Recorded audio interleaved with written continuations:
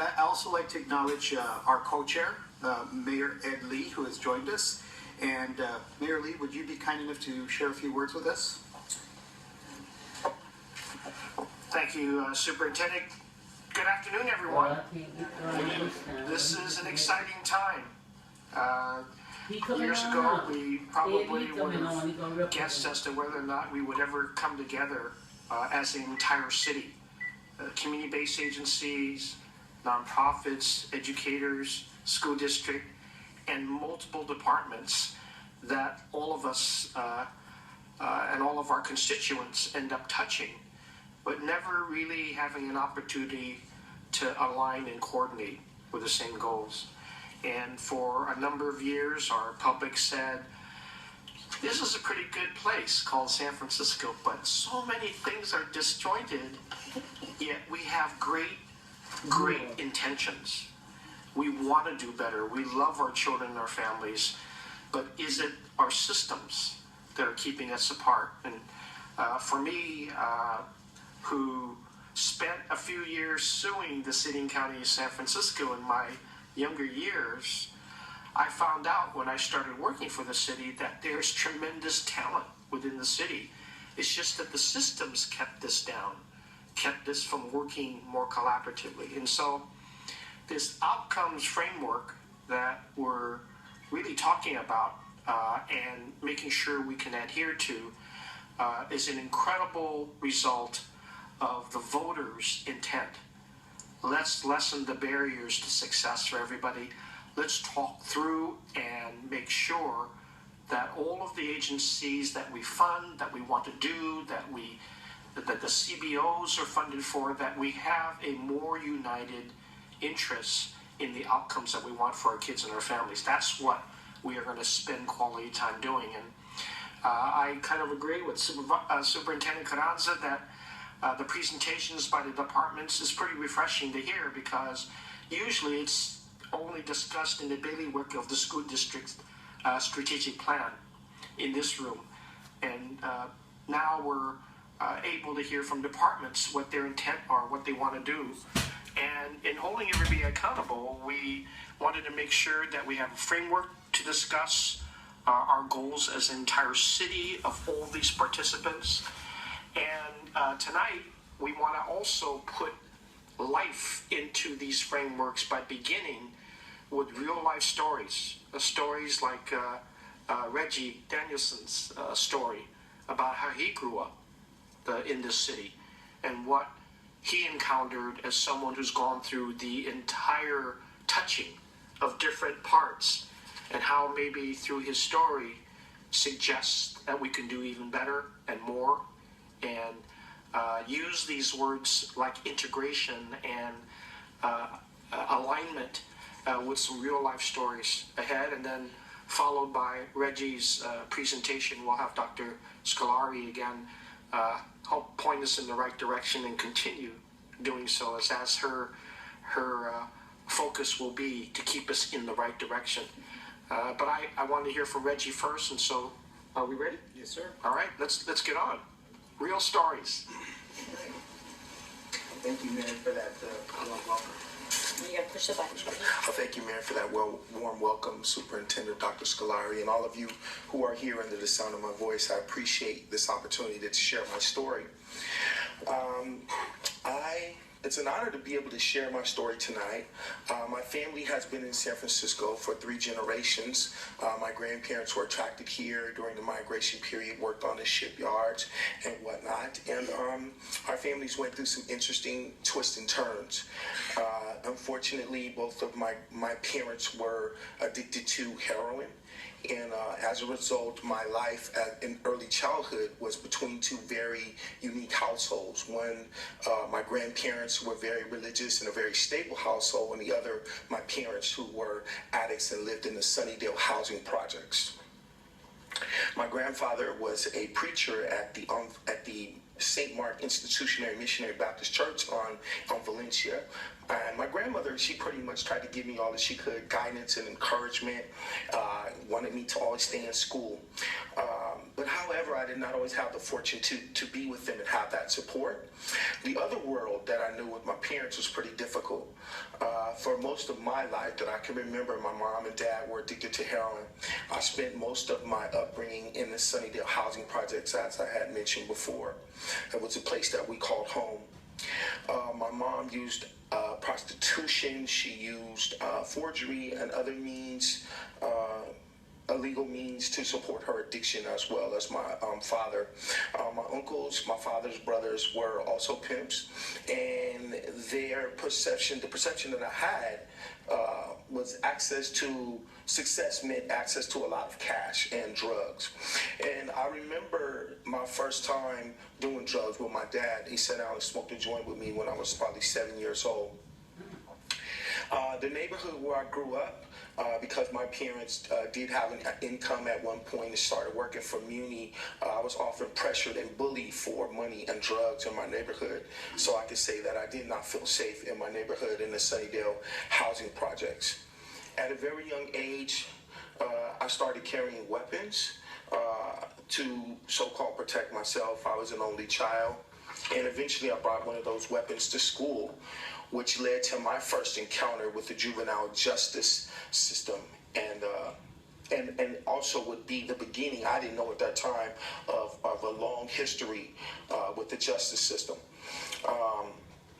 And so my mom and dad were in and out of incarceration due to weapons and charges and forgery, which I mentioned. And most times my grandparents would come and get me when it was available, when it was an opportunity for them to bring me into their home and to try to give me a safe, stable life.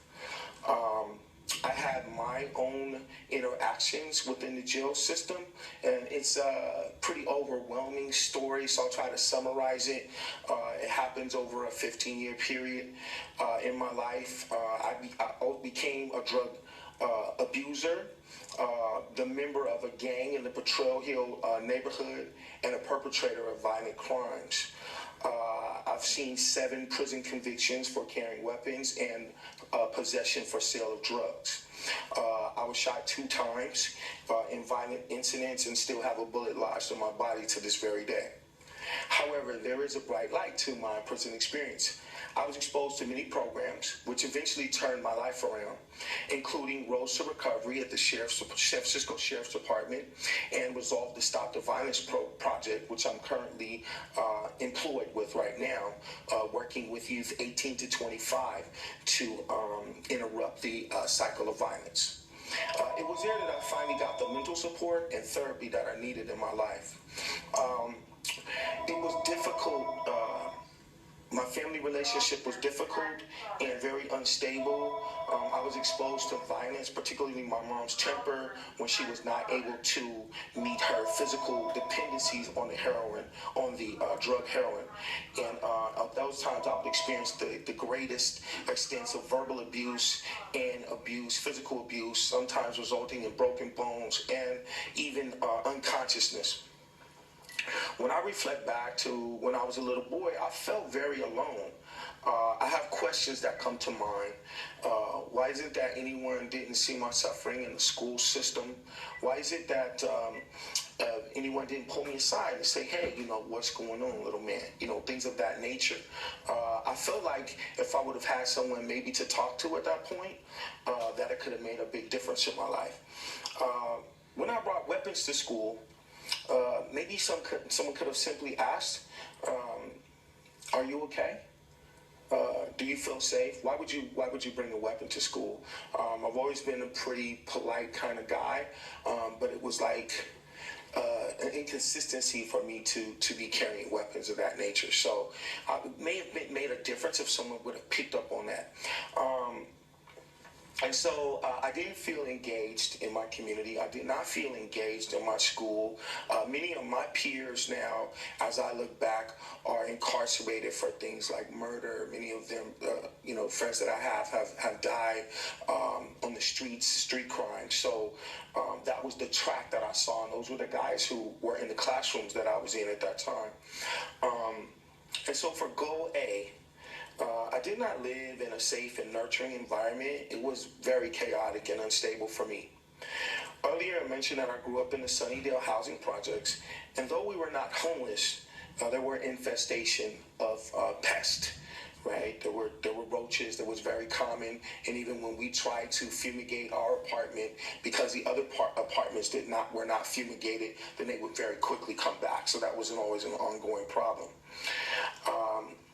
We had some access to food stamps and welfare, and that was kind of nice, to have some food in the house from time to time. Even though my parents' addiction, there was like feast or famine. There was times that we had meals, and then there were times where I kind of had to fend for myself and figure out how I would be able to sustain myself. But I did stay with my grandparents off and on. I do have memories of wonderful cooked meals. My grandmother's a great cook. She's from Louisiana.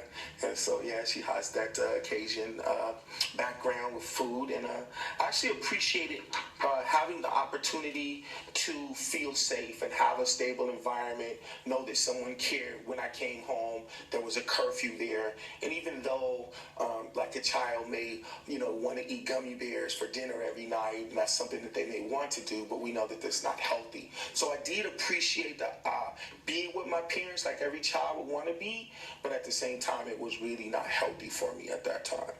So now reflecting on Go-See, I'm not sure, but I think my mom used drugs with me while I was pregnant. I'm pretty sure. My birth was very difficult. I was born with pneumonia, spots on my lungs, spiral meningitis, and I think a lot of it was due to her not getting prenatal care and possibly drug usage.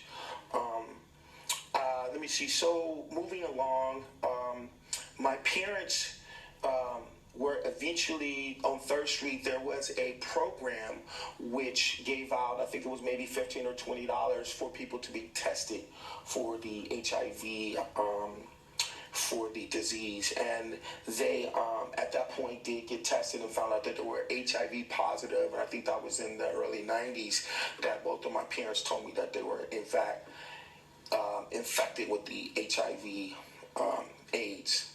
So that was very difficult for me, that they found out in that particular way, kind of, let me know in a very kind of direct way. And I think that at that point, there was depression in our family. There was depression for me. I don't remember them getting any counseling. I certainly did not get any counseling. And I could say that we were, in a sense, in survival mode. Overall, we suffered as a family, I think, from depression. My mom, I believe, she told me she used, because she was covering up related troubles in her past childhood, possible molestation. I think that because of her addiction and behaviors that she learned, she was never quite fully able to tell that story, but continued to suffer from it. At one point, I can remember feeling very suicidal. And at one point, being involved in gangs to me was possibly a hope and desire for me that someone would put an end to my suffering. I really can honestly say that. So regarding having access to caring adults, I didn't really have anyone to look up to at that particular time. There was no one that looked like me that I was able to really admire. The closest things were teachers, yet I didn't connect with anyone specifically because, they weren't a lot of African-American teachers when I was coming up in the Sunnydale area. The leaders I saw were pimps and drug dealers that looked like me in the projects, and the things that they done were they used violence and manipulation as a means of getting their needs met. As a kid, I don't remember participating in any preschool or early care programs. However, when it came to school, I do remember that I loved to read, and in fact, it was one of the things that I found myself to be good at, and often got reprimanded by some of my early school teachers for helping other kids and not doing my own work. But with my grandparents in my life, I went through various private schools. They did do their best to try to supplement what was going on in my parents' life. Jumped around from various public schools in San Francisco. My attendance was inconsistent, good when I was staying with my grandparents. And my grandparents pretty much stepped into my life when my parents were incarcerated, as I said before. I I did have an opportunity to attend Reardon High School, where I graduated with my grandparents' support. Also went on to continue to City College, and I felt at home at City College. It was really